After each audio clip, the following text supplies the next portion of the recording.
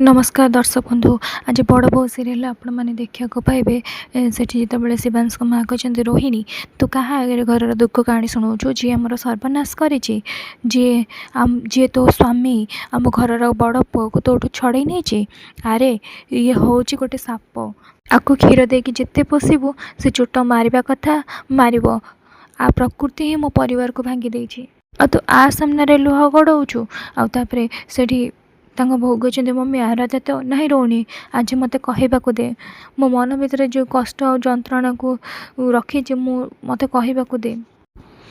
आराध्या तो आज मो घर भांगी गला आउ तो भाई भाई भितर एमती फाट सृष्टि है जे ताको सजाड़ापी पूरा जीवन लगी तोर मन अच्छी तू थे कहीलु जे दिने ना दिने तू ऋषभर असल चेहराटा शिवांश सामने निश्चय आणबू आपर कहलु शिवांश जिते सत कथा जानवे सबकि ठीक हो आउ एबे देख सत जानला पर कौन हो गला शिवांश ऋषभ खाली ता बड़ भाई नथिला ता बापा थिला जो पुओ ता भाई को एते भल पाउथिला भगवान को भले पूजा करुथिला से ता भाई को आज घृणा करुची आज से बड़ पुओ घर छाड़ी चली गला।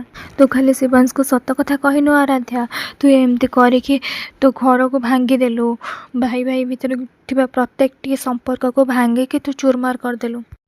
एते वर्ष धरी समस्त भितर गड़ी आसथिबा कांथटा तोरी पाई भुसुड़ी गला। रोहिणी कहे मम्मी प्लीज तू रोहिणी चुप कर आराध्या सबुठ बड़ कथा कौन तू जानिचु आउ तते एबे भी लगुच तू जहाँ करुचु ठीक कथा करुचु एबे भी तो मनमुखी काम तू करुचु बास तोर गोटे शब्द पाई समस्त संपर्क को जाली पोड़ी पाउंस करदेलु। आज मो आखि सामने मो पुओ नाही आज मो घर मो परिवार सबू असजड़ा हो जाइछि।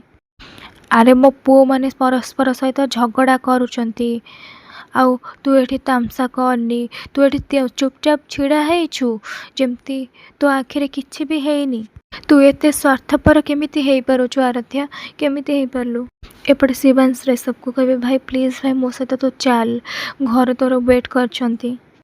ऋषभ कहते घर कौ घर जो घरे जन को निज परिवार लोकों सहित छिड़ा है प्रति मुहूर्त प्रमाण करने को पड़े जे तार किसी भूल नहीं आ कौ परिवार कथा कहूँ तू जोटी ताको प्रति मुहूर्त दोष न दि जाए ताको दोषी बना जाए जी ता परिवार पाई सब बेले भल चिंता करिए सेटा परिवार नुहे से घर धीरे धीरे अदालत हो सारे आ जोटा कि मुझे रही पारिनी काली जो घरे मो कथा मो निष्पत्ति मो परिवार पाई जोटे जरूरी थिला आज से घरे मो प्रत्येकटी काम नहीं कि मते प्रश्न कर जाउची मो प्रत्येकटी काम को आंगुली उठा जाउची रॉयल्टी ऊपर आंगुठी उठा जाउची मो संस्कार को खराब कर जाउची आ सबुठ बड़ कथा हैला कहार भी मो ऊपर टिके भी भरोसा नहीं आ एते सब हैला परे मु से घर को केमिति फेरिबी हाँ कौ मुहर फेरबी जो घरे मोर किसी भी सम्मान नहीं भैल्यू नहीं से जगह को फेरिकी मु करी कौन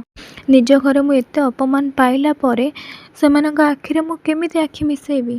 शिवांश कहे मु मानुची मु भूल करिछि सेतिपई मु तते क्षमा मागुची तू सेतिपई मते जहाँ शास्ति दबु दे किंतु एमिति शास्ति तू आम परिवार को दे ना भाई प्लीज प्लीज तू मो सांगे घर को चल आउे सब कहते नाई शिवांश मु केबे भी तुम दी जन मझे आसबिनी माने आराध्या आउ तते मो निष्पत्ति आ मो नियम कानून को लेकिन बहुत प्रॉब्लम होता ना तम मान को लगुला जे मु तम मान को मो हिसाब रे बांधिकी रखुची आईपाई तम मान भर झगड़ा होता आमती भी मो नियम को लेकिन घरे भी समस्त को प्रॉब्लम होता से आज मो समस्त सहित से पंजरे मु मुक्त करदेली तुम दी जन भलरे रुह भल से निज लाइफस्टाइल मेंटेन कर जो घर चाहूल से भली निज अंशरे घर बनाओ मु प्रॉमिस करुची आज परठू मो पाई तुम दी जन भितर केबे भी फाट सृष्टि हेबनी।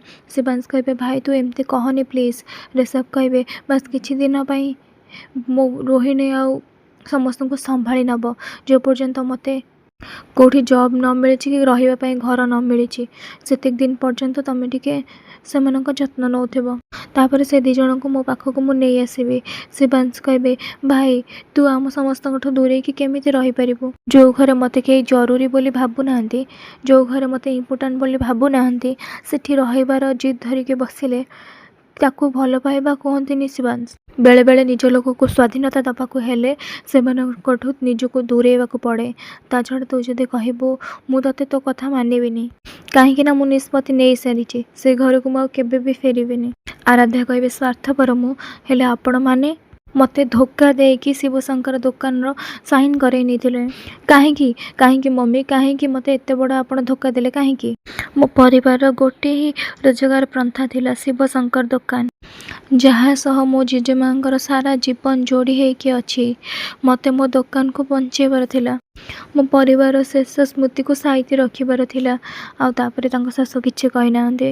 ଆଉ ତାପରେ ଆରାଧ୍ୟା କହିଛନ୍ତି ହେଲେ ଆପଣମାନେ ସେମାନେ ସେ କଥା ଚାହୁଁନଥିଲେ, ସେଥିପାଇଁ ଆପଣ ମୋତେ ଧୋକା ଦେଲେ। କାହିଁକିନା ଆପଣଙ୍କୁ ଲାଗିଲା ଦୋକାନ ନେଇଗଲେ ବି ଆମେ ରାଉତରାୟ ପରିବାରକୁ ଆଉ ଗୋଟେ ନୂଆ ଦୋକାନ ଭୋକରେ ଦେଇଦେବୁ, ନହେଲେ ବଦଳରେ ଟଙ୍କା ଦେଇଦେବୁ, ତାପରେ ସବୁ କିଛି ସଲ୍ଭ ହେଇଯିବ।